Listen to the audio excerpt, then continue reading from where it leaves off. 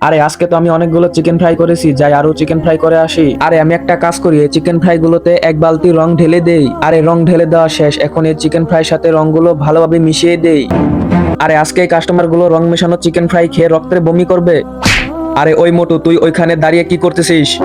আরে কিছুই না, আমি দেখতেছি তোর রান্নাঘরে চিকেন ফ্রাই গুলো কাঁচা রয়েছে না ভালোভাবে রান্না হয়েছে। আরে আমার চিকেন ফ্রাই রান্না হয়েছে নাকি সেটা তোমাকে দেখতে হবে না, আমার এই চিকেন ফ্রাই রান্না করার 20 বছরের অভিজ্ঞতা রয়েছে। আরে ওই কি রে, আমার চিকেন ফ্রাই কি তৈরি হয়েছে? বন্ধুরা, তোমরা এই দুটা ছবির মধ্যে কোনটা বেছে নেবে? এক বস্তা টাকা না মা বাবা? যদি মা বাবাকে ভালোবাসো তাহলে ভিডিওটি একটি লাইক এবং চ্যানেলটি সাবস্ক্রাইব করে দাও। জি মালিক, আমি অনেক ভালোভাবে চিকেন ফ্রাই রান্না করেছি, আর আমি এমন ভাবে চিকেন ফ্রাই তৈরি করেছি যাতে কাস্টমার চিকেন ফ্রাই খেতে খেতে হাড্ডি পর্যন্ত খেয়ে ফেলবে। আরে শোন, যদি তোমার বানানো চিকেন ফ্রাই তাদের পছন্দ হয় তাহলে আমরা প্রতিদিন 10,000 টাকার চিকেন ফ্রাই বানানোর অর্ডার পাবো। আর যদি তোমার বানানো চিকেন ফ্রাই তাদের পছন্দ না হয় তাহলে তোমাকে এই রেস্টুরেন্ট থেকে ঘাট ধাক্কা দিয়ে বের করে দেওয়া হবে। আরে মালিক, কোনো সমস্যা হবে না, আল্লাহ ভরসা। আপনি দেখেন কাস্টমাররা আমার চিকেন ফ্রাই খেয়ে অনেক প্রশংসা করবে। আচ্ছা ঠিক আছে, আমি আশা করি তেমনই জানি হয়। আরে ওই ওকাস, ওইখানে দাঁড়িয়ে না থেকে তাড়াতাড়ি চিকেন ফ্রাই গুলো ভালোভাবে সাজিয়ে নিয়ে বিয়ে বাড়ির কাস্টমারদেরকে দিয়া। জি মালিক, এখনই খাবারগুলো দিয়ে আসতেছি।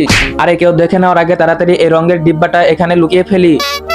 হ্যাঁ, কাজ হয়েছে, এখন তাড়াতাড়ি সব চিকেন ফ্রাই গুলো সাজিয়ে ফেলি।